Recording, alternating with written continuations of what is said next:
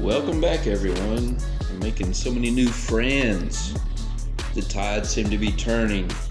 I used to get a lot of comments from the child predator supporters, but it seems like I'm starting to get more that are infuriated with the child predator. And I know I said I was going to make this video to show how the 15-year-old met Rick at 84 Lumber. And I turned them as one of Rick's supporters because asking a question isn't wrong. It's just how they asked it. I'll quote it where they said that they took a look at the chat log and found it hard to follow and unreasonable, and it made them believe that it was false. Well, just because you don't understand something doesn't mean it's false. I mean, do you understand how the modern internal combustion engine works? I mean, it's pretty complicated.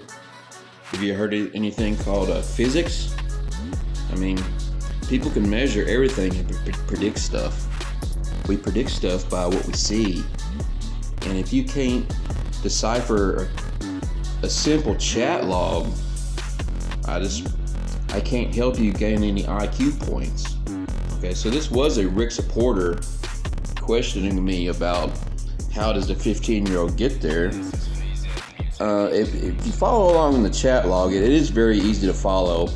The little girl lived at Rivermont Apartments, which you can see right there at the beginning, and the greenway runs right behind the apartments like she was telling him.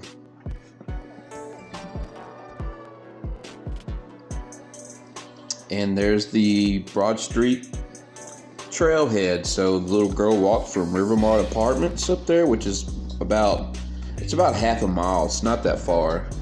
It's only a 15-minute walk if you walk on the actual street. So I know 84 Lumber is like in an industrial area in Murfreesboro. It's on a major highway, but the house isn't that far away. And children walk on that greenway all the time. All right. Rick knew was up.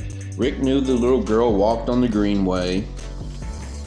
Rick suggested meeting at 84 Lumber. It was Rick's ideal.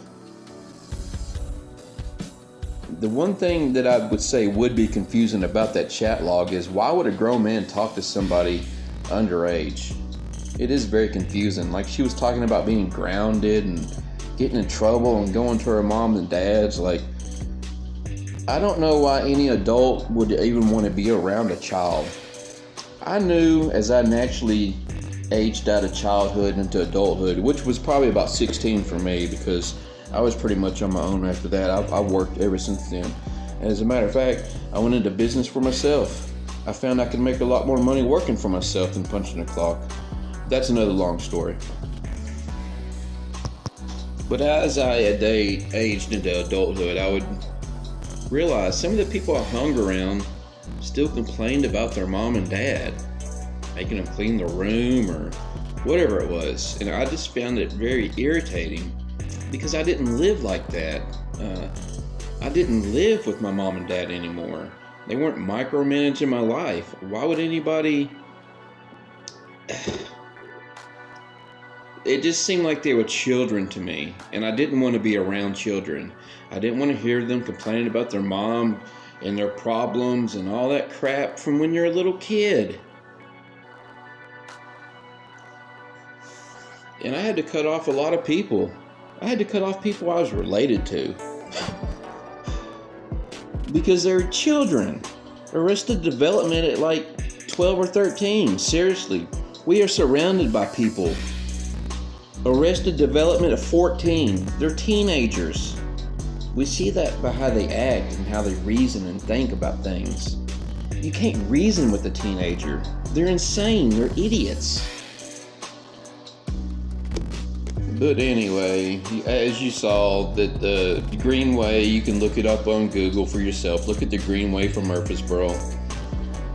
It's the very short distance. It's from one trailhead to the next, It's very short. Even though the whole thing's 22 miles long, people use it all over. People use it to get around the city, actually.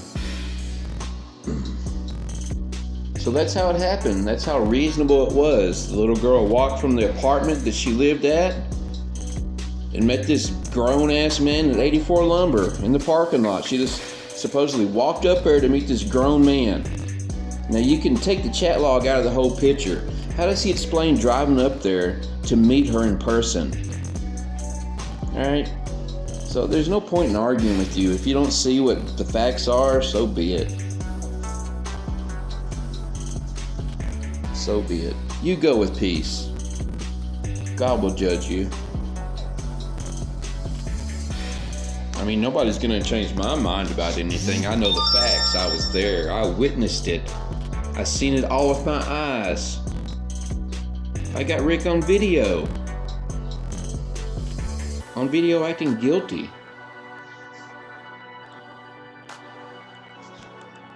In case you're wondering why you keep seeing this Terrify Facebook page, it's because that's who Rick Teague's engaged to now. They got engaged this past December. Congratulations. Thinking about this brings back memories. I mean, it's been years. But I remember back when I first caught Rick, he was trying to make fun of me for riding a bicycle, calling me a bum and a loser, riding my bicycle around trying to rip people off.